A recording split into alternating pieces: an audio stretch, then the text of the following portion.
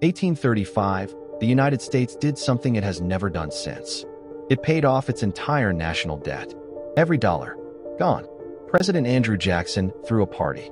The Treasury had a surplus. For one brief, shining moment, America owed nothing to anyone. That lasted about a year.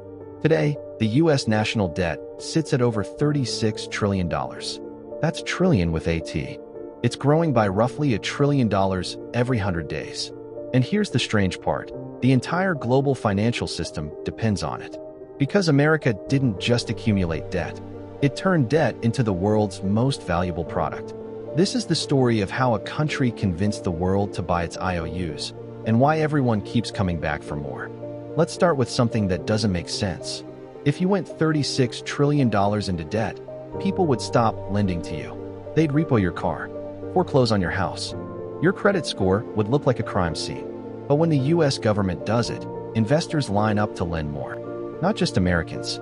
China, Japan, pension funds in Norway, sovereign wealth funds in the Middle East. They all want a piece. Why? Because U.S. government debt, which comes in the form of Treasury bonds, is treated as the safest asset on the planet. Safer than gold, safer than real estate, safer than anything. When the world panics, when markets crash, when wars break out, investors don't run away from U.S. debt. They run toward it. So how did America pull this off? Here's how the system actually works. The U.S. government spends more money than it collects in taxes. That gap is called a deficit. To cover that gap, the Treasury Department issues bonds. Think of bonds as fancy IOUs. You give the government $1,000 today, and in 10 years, they'll give you back that 1,000 plus interest. Simple enough. Now, who buys these bonds? Lots of people. Pension funds, insurance companies, foreign governments, banks. And here's where it gets interesting. The Federal Reserve, America's central bank, can also buy them. When the Fed buys bonds, it's essentially creating money out of thin air to purchase government debt. This isn't a conspiracy. It's monetary policy. And it's been happening at scale since 2008. But here's the key insight. For this whole system to work, the world has to believe that the U.S. will always pay back its debts. Not might, will. And for over 80 years, it has. Not a single default. Not one missed payment. The U.S. has always paid. That track record is the golden ticket. This didn't happen by accident. Go back to 1944. World War II is winding down. Delegates from 44 countries gather in Bretton Woods, New Hampshire. The global economy is shattered. Nobody trusts anybody's currency. The U.S. makes a proposal. We'll back the dollar with gold. Every other currency can peg to the dollar. In exchange, the dollar becomes the world's reserve currency. The currency everyone uses for trade. It was a power move disguised as a handshake. And it worked. The dollar became the anchor. Global oil markets priced in dollars. International trade ran on dollars. If you wanted to do business anywhere in the world, you needed dollars. Then in 1971, President Nixon does something radical.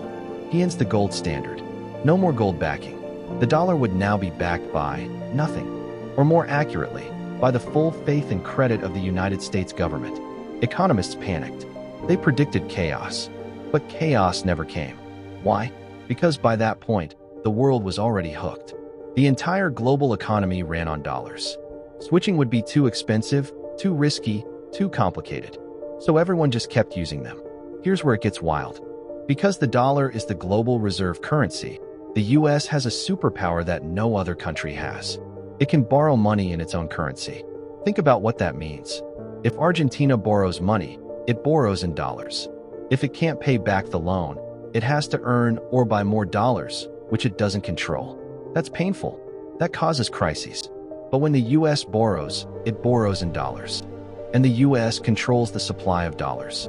In theory, the U.S. could print money to pay off its debts. It won't, because that would cause inflation and destroy trust. But the option exists. That implicit escape hatch makes U.S. debt safer than anyone else's. And because it's safer, investors accept lower interest rates. Lower rates mean the U.S. pays less to borrow, which means it can borrow even more. It's a feedback loop. The more dominant the dollar becomes, the cheaper it is for the U.S. to go into debt. The cheaper the debt, the easier it is to maintain dominance. It's not a conspiracy. It's just geometry. Now let's talk about what happens when you owe $36 trillion. The US doesn't pay off the debt. It rolls it over. Old bonds mature, new bonds get issued.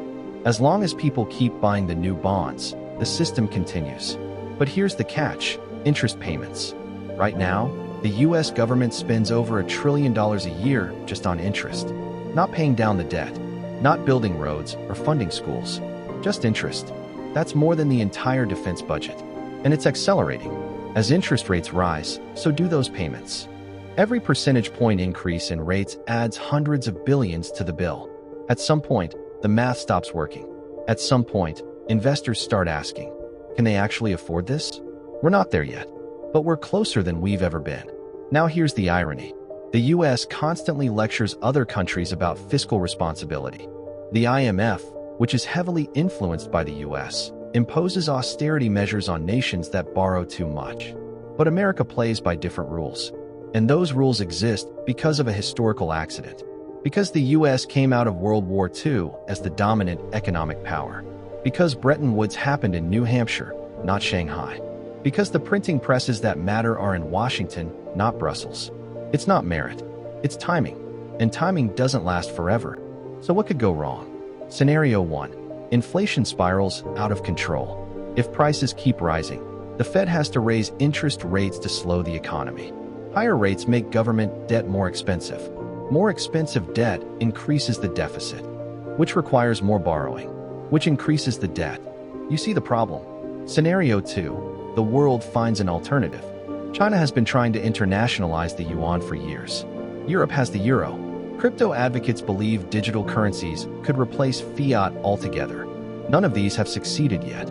But if confidence in the dollar ever cracks, the transition would be fast and brutal. Scenario 3. Political dysfunction. The US has flirted with default several times over debt ceiling fights. So far, Congress has always blinked. But it only takes one miscalculation, one game of chicken that goes too far, and the entire system freezes.